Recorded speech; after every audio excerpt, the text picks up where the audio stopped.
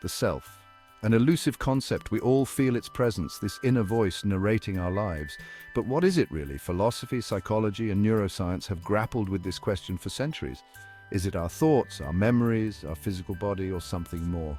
The I seems to exist at the heart of our consciousness, yet defining it remains a profound challenge. Some believe the self is a stable entity, unchanging over time.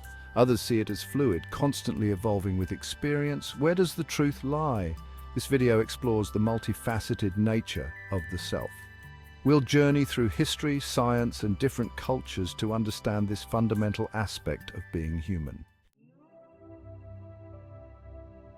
Why is understanding the I so crucial? Because it underpins everything we do and experience. Our sense of self shapes how we perceive the world, interact with others, and make decisions. It fuels our ambitions, our fears, our loves. Without a sense of self, could we even function as human beings? Would there be a me to experience the world? The quest to understand the self is not merely an academic exercise, it's deeply personal. It's about understanding what it means to be human. By unraveling this mystery, we gain insights into the very essence of consciousness itself, and perhaps a deeper appreciation for the miracle of our own existence. The search for the self is as old as civilization itself. Ancient philosophers pondered the nature of the I long before modern science emerged. In India, Hindu philosophers explored the concept of Atman, the true self, eternal and unchanging, residing within the impermanent body. Buddhists, on the other hand, proposed anatta, the idea of no self, suggesting that what we perceive as a permanent self is an illusion. Greek philosophers like Plato offered their own perspectives. Plato's tripartite soul divided the self into reason, spirit, and appetite, highlighting the complex interplay of forces within us. These ancient ideas, though formulated centuries ago, still resonate today. They offer a glimpse into the enduring human fascination with the self and its mysteries. Section 4, From Descartes to Freud, the Enlightenment brought new perspectives on the self. René Descartes famously declared, "Cogito ergo sum," I think, therefore I am. This emphasized the power of reason and self-awareness as defining features of the human experience. John Locke proposed that personal identity resided in continuity of consciousness, emphasizing memory's role in shaping the self. David Hume, however, challenged these notions. He argued that we have no direct experience of a permanent self, only a fleeting stream of sensations and thoughts. In the 20th century, Sigmund Freud revolutionized our understanding of the mind.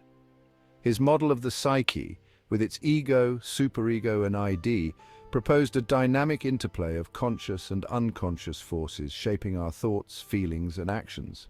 Carl Jung, while building upon Freud's work, introduced the concepts of the collective unconscious and archetypes, suggesting a deeper shared layer to the human psyche.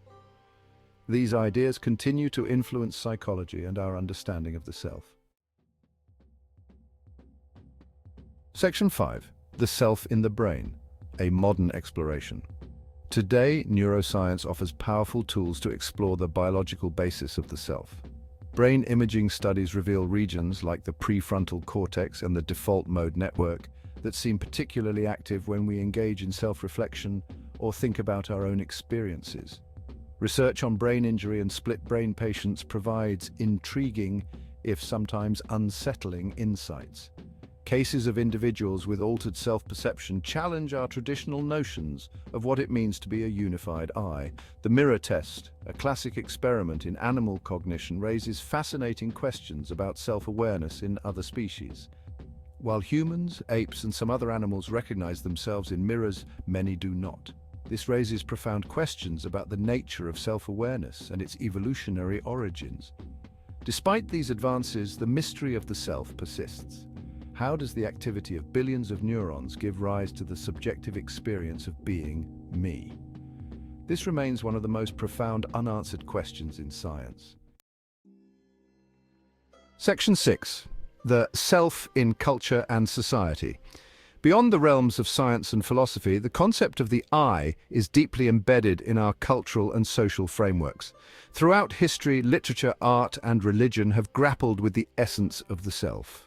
From the soliloquies of Shakespeare to the introspective works of modern authors, the quest to understand the I has been a persistent theme.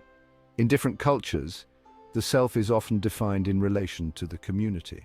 While Western societies emphasize individualism, many Eastern philosophies advocate for a more collective understanding of identity, where the self is seen as interconnected with others and the environment. Religious and spiritual traditions offer yet another perspective. In Hinduism, the concept of Atman represents the inner self, or soul, while in Buddhism, the idea of anatta suggests that the self is an illusion, constantly changing and impermanent. These diverse viewpoints enrich our understanding and highlight the complexity of defining the self. In today's interconnected world, social media platforms provide a new arena for self-expression and identity formation. Here, the I is both curated and constructed, influenced by societal norms and personal aspirations. This digital age presents both opportunities and challenges in understanding who we truly are. As we navigate these various influences, the question remains, how do we define the I within ourselves? Is it a fixed essence or a fluid construct shaped by our experiences and interactions?